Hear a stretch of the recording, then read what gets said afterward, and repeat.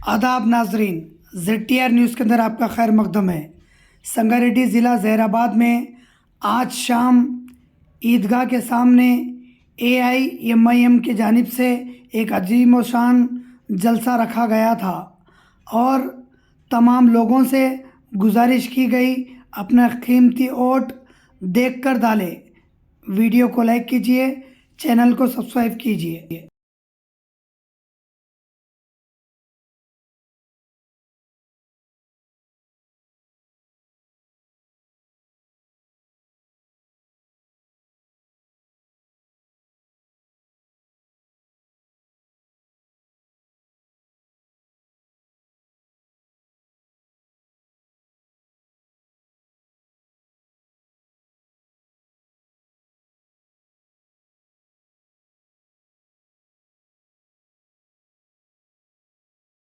हालात को कुछ लोग अपने तहारीर के जरिए एक इस्तेमाल अंग्रेजी बयान करते हुए जो मजलिस के ऊपर कीचड़ उछालने की कोशिश कर रहे हैं, वो जानते हैं कि उनकी पैदावार कहाँ की है और वो कहाँ से लीडर बने। ये हमारे सोचे के लोग आज मजलिस से इस्तेमाल हो गए, मजलिस से कांग्रेस कौंसलर बन गए, मजलिस से ऑप्शन ले लिया और आज मजलिस के ऊपर उंगलियां उठाने की कोशिश कर रहे हैं।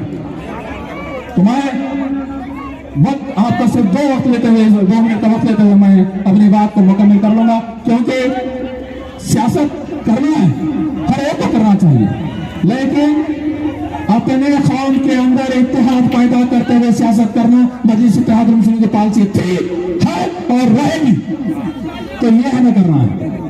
आज जो मजलिस के ऊपर कीचड़ उछाल रहे हैं वो सोच लें कि आप कहां से थे और मजलिस के ऊपर आप लोगों को बोलने का क्या है। सदर मोहतरम का जो काम करने का तरीका है, सदर मोहतरम जो काम करते हैं, उनकी जो कुर्बानियां हैं उसे हम फरामोश नहीं कर सकते। हमारे घर में एक फंक्शन है, एक दावत है, तो हम लोग क्या कहते हैं कि मैं से वादा करके जा रहा हूं कि जो आपके काम ज़ेरे तकमील है, इंशाअल्लाह ताला उन पूरे कामों को मैं करवाऊंगा मेरी जिम्मेदारी पर, और इलेक्शन में कामयाबी मिलेगी मामू को। मुझे यकीन है कि मामू तीसरी मर्तबा वजीर आला बनेंगे और इंशाअल्लाह ताला हम कांग्रेस, ये मकसूद साहब लिखे, वो भी सोच रहे होंगे क्यों लाके दिया इसको, मैं किताब ये मैं बैठ के दुआ करके सोच रहा था अल्लाह क्या बोलूं, अचानक उन्हें लाके दी। मेरा ओ ये तो गुलाब जामुन है ये तो। खैर मेरे अजीज दोस्तों और बुजुर्गों, यहाँ पर हमारे सदर साहब ने D.Ed उर्दू मीडियम कॉलेज के लिए कहा, मुझे यकीन है कि इंशाअल्लाह ताला वो ज़रूर बनेगा। बहुत से बल्दी मसाइल हैं, इंशाअल्लाह ताला उसको ज़रूर हल किया जाएगा। बीजेपी तेलंगाना में एक ही चीज़ चाहती है कि यहाँ पर कोएलिशन गवर्नमेंट बने, वो मत होने दो आप। वोट डालना आपका इख्तियार है, मगर कभी कोएलिशन बनने मत दो। आप मामू को ताकत के साथ कामयाब करिए, और मैं आपसे वादा कर रहा हूं कि मैं मामू को यहां लेके आता हूं, यहां लेके आता हूं। कुरैश गली से शुरू करिए अपन, इंशाअल्लाह कुरैश गली से शुरू करेंगे। अभी नु विखाराबाद से आए नु वहीं जाने वाले हैं, वहीं जाते हूँ। उन्होंने क्या समझ लिया यहाँ की लाल मट्टी वहां की लाल मट्टी एक है। तुम विखाराबाद से बीजेपी से यहाँ पे आए, यहाँ की आवाम बाशऊर है, बाखबर है, और मुझे अफसोस इस बात का हो रहा है कि जो शख्स दुनिया में नहीं है, फरीद साहब को भी ऐल फैल बोल रहे। अरे कम से कम मरने वाले को तो मत बोलो ऐसा। वो फरीद कुछ भी चाहूंगा मगर जहीराबाद का नुमाइंदा था। वो फरीद कुछ भी चाहूंगा मगर उसके दिल में धड़कता हुआ दिल था। फरीद के मुंह में जबान नहीं थी मगर फरीद तड़पने वाला था। एक दूसरी पार्टी में थे फरीद, मगर मैं मेरे साथ MLA भी थे, मैं इज्जत करता हूं। देखो आप कितनी गंदगी है, क्या जो दुनिया में नहीं है आप उसको तो गाली दे रहे हैं। खैर कोई बात नहीं, 30 नवंबर को इंशाअल्लाह ताला सब आवाम अपना फैसला देगी। मेरे अजीज दोस्तों और बुजुर्गों, मेरी आपसे गुजारिश है कि मेरे वास्ते भी दुआ करो, मैं भी आपका गुलाम हूं, मैं भी आपका खादिम हूं। पूरे मेरे पीछे पड़ गए, मोदी, अमित शाह, राहुल, पूरा ऐसा दिख रहा, पूरा झुंड का झुंड मेरे पीछे पड़ा हुआ। और सब क्या कर रहे, वहां क्यों बोल रहे, और मैं क्या कर रहा हूं, मैं खड़ा हुआ हूं सीना तान के। आओ, लुंगी उठा के डराने के दिन चले गए, हो गया, अब टाइम नहीं है। वो भारत मेरा है, मेरा ही रहेगा। तू मेरे घर पे आके दस्तक मारते, अच्छी बात है। अब ये आवाम फैसला करेगी। आप मंजलिस की कामयाबी के लिए भी दुआ करिए। जहां से हमारे उम्मीदवार रहेंगे वहां पतंग को पिलाना, जहां नहीं रहेंगे मामू को समझाना, मामू को कामयाब करना। तो क्या मैं उम्मीद करूंगा कि आप लोग जहीराबाद में जहां से मंजलिस नहीं होंगी मामू का साथ देंगे। अरे जरा हाथ उठा कर बोलो। अरे वहां से नहीं उठ रहे हाथ, डर रहे, पूरे हाथ उठा के बोलो।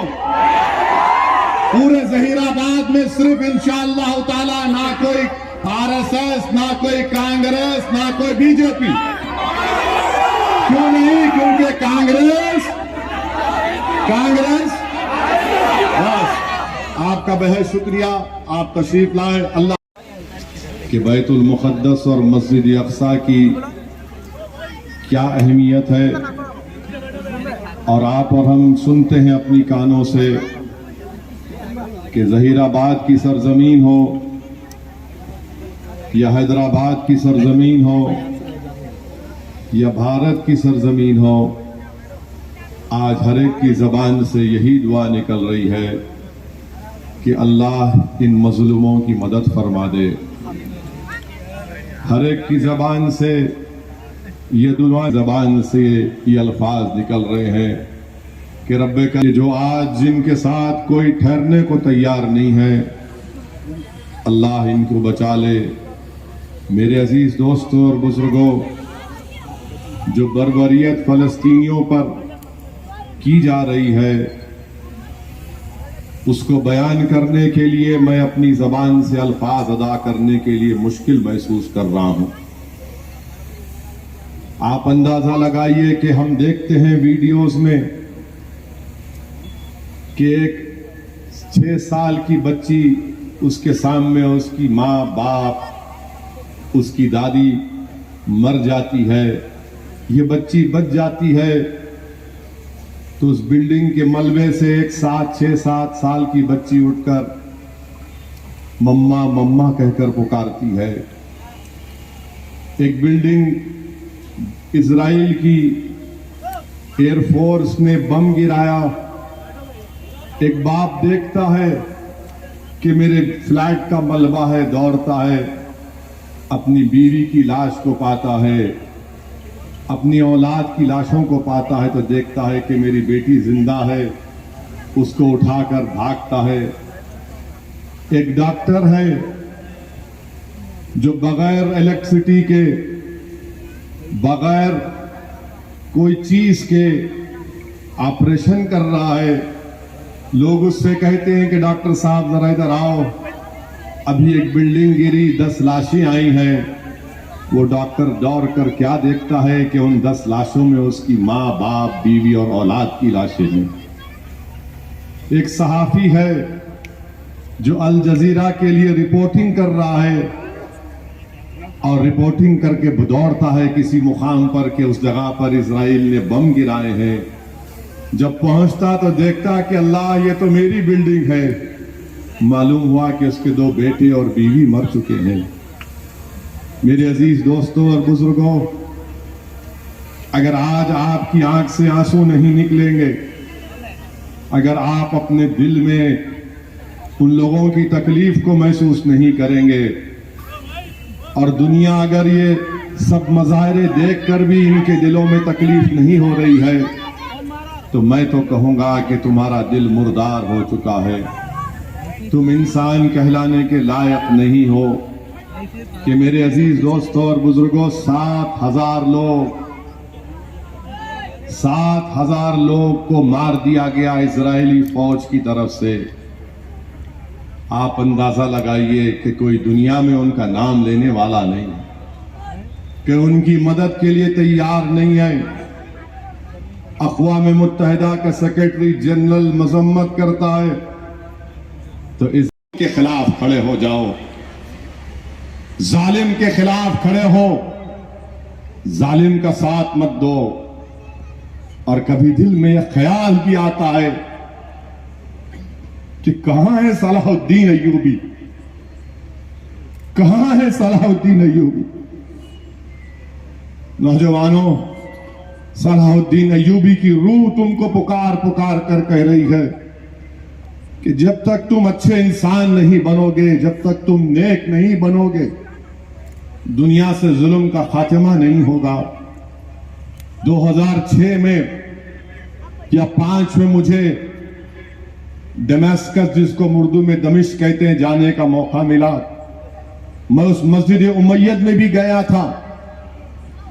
अगर मेरा हाफिजा सही है तो उसमें हजरत इदरीस अलैहिस्सलाम की एक लंबी खबर है। फिर नमाज अदा किया और फिर उसके बाद उस मुकाम को जाकर देखा मैंने जिसमें अबू दाऊद में लिखा गया कि इस मुकाम पर हजरत ईसा आएंगे। फिर उसके बाद मेरे साथ एक नदवतुल उलेमा के एक आलिम, नौजवान आलिम दीन थे, शायद अब वो बरतानिया में है। मैंने उनसे कहा कि भाई ये तो देख लिए, मुझे एक चीज दिखाओ, मुझे सलाहुद्दीन अय्यूबी की खबर को जाना, मुझे सलाहुद्दीन अय्यूबी की खबर को देखना है, मुझे नूरुद्दीन जिंगी को जाकर सलाम करना है। मैं गया, सलाहुद्दीन अय्यूबी की मज़ार के सामने खड़े हुआ। आप अंदाजा नहीं लगा सकते कि आंख से एक आंसुओं का रेला जा रहा था कि आखिर क्या था नहीं मालूम। एक जियाले की खबर को देखकर मेरे रोंगटे खड़े हो गए सलाहुद्दीन अय्यूबी को याद करके, क्योंकि मेरे बचपने में मेरे मरहूम वालिद मुझे सलाहुद्दीन अय्यूबी के बारे में सिखाते थे, बताते थे। मैं सलाम किया सलाहुद्दीन अय्यूबी को, मैं सलाम किया नूरुद्दीन जिंगी को।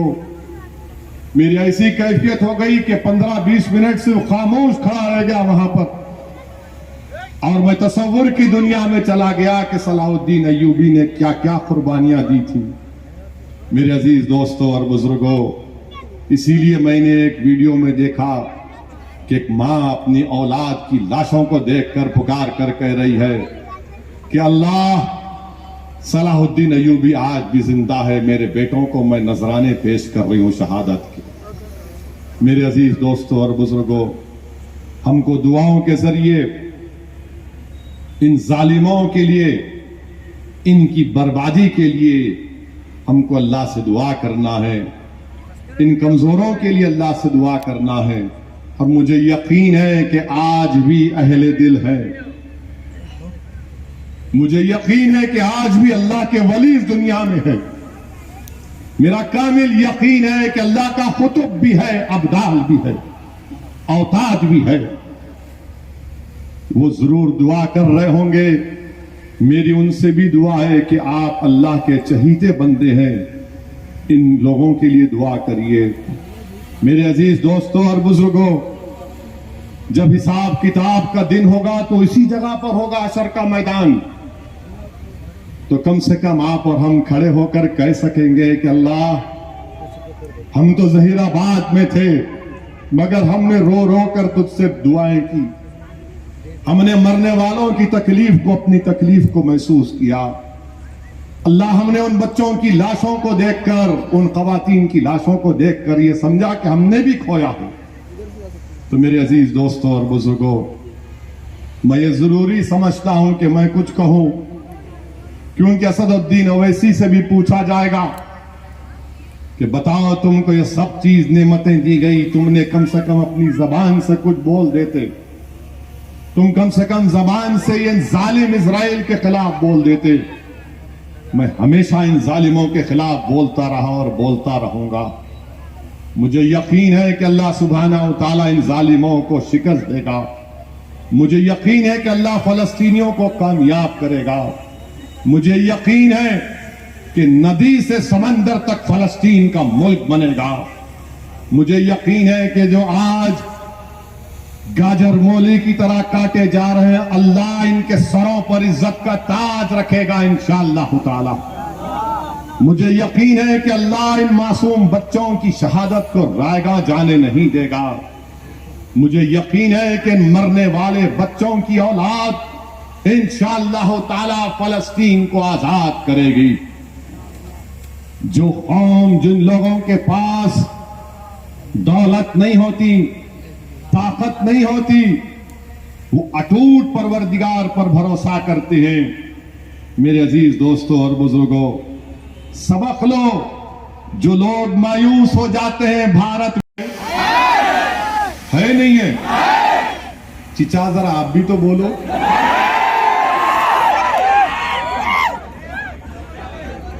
बीजेपी बनाई ट्रिपल तलाक का कानून, कौन बनाए? ट्रिपल तलाक का कानून कौन बनाए? यूएपीए का कानून कौन बनाए? ये मॉब लिंचिंग का जिम्मेदार कौन है? अब बीजेपी में कल तक अंकल थे,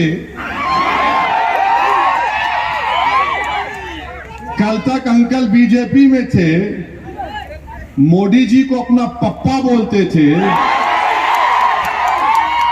आज जहीराबाद में आके असद भाई, दूल्हे भाई, अरे क्या गुलाटी मास्टर है बाबा तू। अरे बीजेपी में कल तक आप थे, अमित शाह के गले मिलते थे, मोदी जी को झुक के सलाम करते थे, आरएसएस की चड्डी या पैंट पहनकर लट फिराते थे। अब कांग्रेस का खनवा पहनकर आ गए।